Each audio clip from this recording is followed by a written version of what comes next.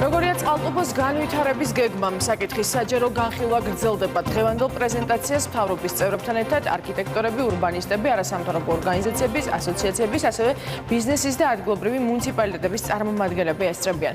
ხელისუფლების წევრების განცხადებით პროექტის მნიშვნელობიდან და მასშტაბურობიდან გამომდინარე სურთ, რომ თითოეული ნაბიჯი ყველასთვის ცნობილი იყოს.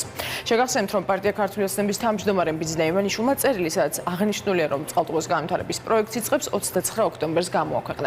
ანა ბროლაძე განავრცობს თემას ახლა მოამბის პირდაპირ ეთერში ანა გისმენთ. ბიზნესმენები, რომლებიც დღევანდელ შეხვედრას ესწრებოდნენ, იმედს გამოთქვამენ, რომ მათ ექნებათ გარკვეული შეღავათები სახელმწიფოს მხრიდან, რაც მათ საშუალებას მისცემთ, რომ საკუთარი ინვესტიციები განახორციელონ წყალტუბოს რეაბილიტაციის პროცესში. დღეს იმ წარმომადგენლებს, რომლებსაც ჩვენ ვესაუბრეთ, ამბობდნენ, რომ ბიზნესია ივანიშვილის ჩართვა ამ პროექტში არის გარკვეულწილად კატალიზატორის როლი, რომ უფრო მეტად გააქტიურდნენ, მათ შორის სახელმწიფო უწყებები, მოწესრიგდეს ინფრასტრუქტურა, იმდენად რომ მათ გაუადვილდეთ სხვადასხვა ტიპის პროექტების განხორციელება ადგილზე, მათ შორის იმ ბიზნესებს, რომლებსაც გარკვეული წლების განმავლობაში უკვე აქვთ ქონება, მათ შორის წყალტუბოში, თუმცა ადგილზე არსებული პრობლემებიდან გამომდინარე პროექტების განხორციელებას და ბიზნესის განვითარებას ვერ ახერხებდნენ. შესაბამისად, ისინი, როგორც უკვე აღნიშნეს, სახელმწიფოს მხრიდან ელოდებიან უკვე კონკრეტულად გენერალური გეგმის შემუშავებას, რომლის მიხედვითაც უფრო კონკრეტულად უნდა გაიწეროს ყველა ის პროექტი, თუ როგორ ხედავს ამ შემთხვევაში სახელმწიფო ძალიან მნიშვნელოვანი კურორტის წყალტუბოს განვითარებას და სწორედ ამ გეგმიდან გამომდინარე და იმ შეღავათებიდან გამომდინარე, რომელსაც თუ შესთავაზებს სახელმწიფო კერძო ბიზნესს, სწორედ ამაზე იქნება დამოკიდებული, რამდენად ჩაერთვებიან ბიზნესია ივანიშვილის გარდა სხვა ინვესტორები წყალტუბოს რეაბილიტაციის პროცესში. ძალა ერთობაშია, ჯერ თავარად დავიწყო. ურთულესი ამის განვითარება. ჩვენ გვაქვს მაგალითი აბასტუმაზე, როცა 10 წლეულების განმავლობაში ფლობდით ჩვენი აქტივებს და ვერ დავიწყებ, მაგრამ ბიზნესია ივანიშვილის იქ მოსვლის შემდეგ, ინფრასტრუქტურის სამინისტროს აქტიური ჩართვის შემდეგ და რაც დაახლოებით რამოდენიმე ასეული მილიონი დაიხარჯა ინფრასტრუქტურაზე, ჩვენ უკვე გადაწყვეტეთ საბოლოოდ 50 მილიონი დოლარის ჩადება. თუ კულტურული მემკვიდრეობის შენარჩუნებას გადაწყვეტავს სახელმწიფო და არის აი ამის ნიშნები, რომ ეს საბჭოთა მონუმენტური ნაგებობები ძალიან მიმზიდველი იქნება, მაგრამ ისინი ძალიან ხარჯიანები არიან. არ ვიცოდით რა პერსპექტივა იყო წყალთან მიმართებაში ველოდებით ამ პასუხს, ველოდებით იმ საშაღავათო პირობებს, რომელიც შეიძლება ბიზნეს კონდეს, როგორც საგანცხადო კუთხით, ასევე სხვა დანარჩენი მიმართულებებით კიდე და ამის მერე მივიღებთ გადაწყვეტილებას. ინტერესი არის უბრალოდ საქართველოს. ყოველთვის იყო, იმიტომ რომ თვითონ იმდენად ლამაზი არის ბუნება და გარემო წყალტუბოს, რომ ინტერესი ყოველთვის არსებობს. ყველაზე მეტად ამით მოიგებს ადგილობრივი მოსახლეობა. ხდება შანსი, რომ წყალტუბომ აღედგინოს თავისი დაკარგული ღირსება და დაიბრუნოს ტურისტების როგორც მიმზიდველი პოტენციალი და ძალიან მნიშვნელოვანი იქნება კიდევ ვიძახი პირველ რიგში ადგილობრივი მოსახლეობისთვის და ასევე საქართველოში ტურისტული ნაკადების და ზოგადად ტურიზმის განვითარების პარალელურად ვითარდება ძალიან ბევრი კომპანია, ვინც დაკავშირებულია ტურისტთან და წყალტუბოს აღორძინება ამ კუთხითაც ამ კომპანიების შემდგომ განვითარებას შეუწყობს ხოლმე.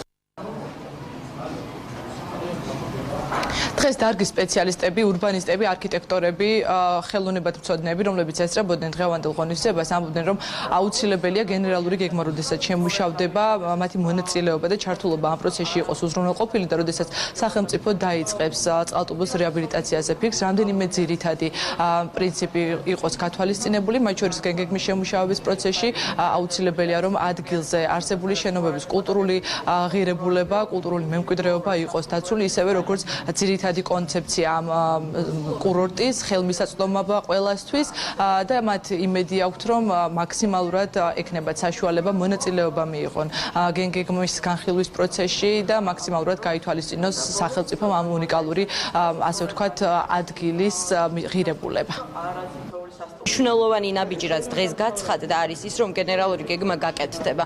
მიუხედავად იმისა, რომ ამ კურორტის პრივატიზაცია რამდენჯერმე სცადეს, გენერალური გეგმის გაკეთებაზე აქამდე საუბარი არ ყოფილა, თუმცა ასეთი ჩარჩო გეგმის მომზადება ჩვენ მოვითხოვეთ მანამდე ჩვენ განცხადებაში, რომელიც იყო ივანიშვილის განცხადების sapasუხოდ. ჩარჩო გეგმის მთავარი ამოცანა, როგორც უკვე ვთქვი და გავიმეორებ, უნდა იყოს საჯარო ინტერესის დაცვა, როგორც არის კულტურული მემკვიდრეობის დაცვა, ადგილობრივი კულტურული მემკვიდრეობის დაცვა, სამკურნალო საკურნალო, საჯარო და სარეკრეაციო რესურსების შენარჩუნება. ახალი გეგმა დიდად არ უნდა ცდებოდეს იმ დაგეგმარებას, რომელიც არის. ეს უნდა იყოს იმ სევეროვის მიერ გაკეთებულ გეგმაზე მორგებული, რაც გულისხმობს კურორტის ცენტრში დიდი პარკის არსებობას, რომელშიც არის განთავსებული სხვადასხვა ლანდშაფტური არქიტექტურა, ასევე შადრევნები, ასევე ყველა აბაზანა და აი ამ პარკის გარშემო წრეზე განთავსებული არის სანატორიუმები. კულტურული მემკვიდრეობის ის პოტენციალი, რაც გააჩნია, შენობები, ასე ვთქვათ, მას მიენიჭება სტატუსები და შესაბამისად სტატუსების მინიჭების შემდგომ, რა თქმა უნდა, თამაშის წესებით ზუსტად ისეთი იქნება, რაც კულტურული მემკვიდრეობის ძეგლებს ჭირდება. გეგმის პარალელურად მოხდება სრულფასოვანი დაფარვით ინვენტარიზაციის განხორციელება და იქიდან ამოღებული მასალებით, როგორც კი გეგმა დაიწყება, რა თქმა უნდა, მაშინ იქნებით ჩართული, იქიდან ამოღებული მასალებით მოხდება ამ ობიექტებისთვის სტატუსის მინიჭება. გეგმის შემუშავებაზე პასუხისმგებელი იქნება ინფრასტრუქტურის სამინისტრო და უწყების ხელმძღვანელმა მაიას ქიტიშვილმა გითხრა, რომ გეგმასთან დაკავშირებით სულ ცოტა ხანში გამოაცხადებს კონკურს უწყება, თუმცა ის დაეყრდნობა ჯერ კიდევ 2014 წელს ავსტრიული კომპანიის მიერ შემუშავებულ კონცეფციას წყალტუბოს განვითარებასთან დაკავშირებით. დღეს ეკონომიკის მინისტრმაც განმარტა, რომ ძალიან დიდია ინტერესი, მათ შორის კერძო ბიზნესის მხრიდან წყალტუბოს რეაბილიტაციის პროექტის მიმართ. ეს ინტერესი კიდევ უფრო მეტად გაზარდა ქართული ოცნების თავმჯდომარის ინტერესმა და განცხადებამ, რომ ის ერთვება წყალტუბოს რეაბილიტაციის პროცესში, თუმცა მან ასევე განმარტა, რომ მისი ჩართულობა იქნება მხოლოდ ის, თუ კერძო ბიზნესი არ დაინტერესდება ადგილზე არსებული, მათ შორის 22 სასტუმროს, რომელიც ასევე შეიცავს თავის მხრივ აბანოებს და ანუ სანატორიუმებს, ამის რეაბილიტაციით არ დაინტერესდება კერძო ბიზნესი, მხოლოდ ამ შემთხვევაში იქნება ბიძინა ივანიშვილის მონაწილეობა საჭირო. დღეს ეკონომიკის მინისტრმა თქვა ისიც, რომ 2019 წლის მონაცემებით საბაზრო ღირებულება 62 სასტუმროსი არის 47 მილიონი ნახევარი ლარი და სწორედ ამ ფასად, ამ საბაზრო ღირებულების ფასად გაიყიდება ეს ობიექტები, რომელიც არის სახელმწიფო საკუთრებაში 15 მათგანი, ხოლო 7 არის პრივატიზებული და დღევანდელ შეხვედრაზე გამოჩნდა, რომ ამ კერძო კომპანიებსაც, რომლებიც ადგილზე ფლობენ ქონებას, აქვთ ინტერესი, რომ მაქსიმალურად კი არ გაასხვისონ ეს ქონება, არამედ განავითარონ და უფრო შემოსავლიან და მომგებიან ბიზნესად აქციონ წყალტუბოში არსებული მათი ქონება.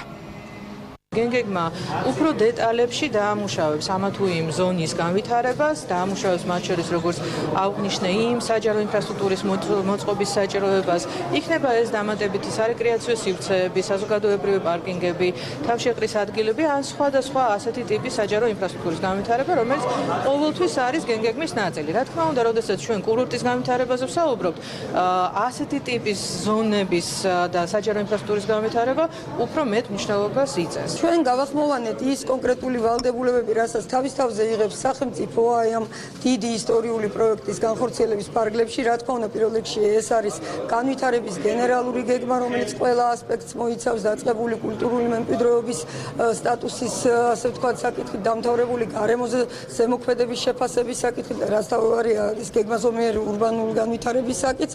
ასევე ვისაუბრებთ იმაზე, რომ სახელმწიფო აქტიურად მიიღებს მონაწილეობას ამ საკურორტო ქალაქის მარკეტინგში, მართვაში. კურორტს აქვს შესაძლებლობა მოემსახუროს უფრო მეტ ადამიანს, რომლებიც დარჩებიან უფრო ნაკლები დრო.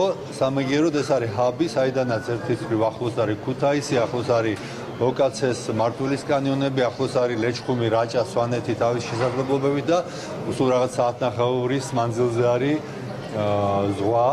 ასე რომ ეს არის ჰაბი, რომელიც მართლა მოიზიდავს ტურისტებს. ინფრასტრუქტურის სამინისტრო უახლოეს მომავალში გეგმავს, რომ გამოაცხადოს კონკურსი წყალტუბოს განვითარების გეგმის შემუშავებასთან დაკავშირებით, ისევე როგორც ინფრასტრუქტურის მინისტრი, ისე როგორც ეკონომიკის მინისტრი პირობას დევს, რომ შეხვედრები წყალტუბოს რეაბილიტაციასთან დაკავშირებით, დაინტერესებული პირების ჩართულობა, ბიზნესისთვის მაქსიმალური ინფორმირება და ინფორმაციის მიწოდება სახელმწიფო სამოქმედო გეგმებთან დაკავშირებით იქნება უზრუნველყოფილი.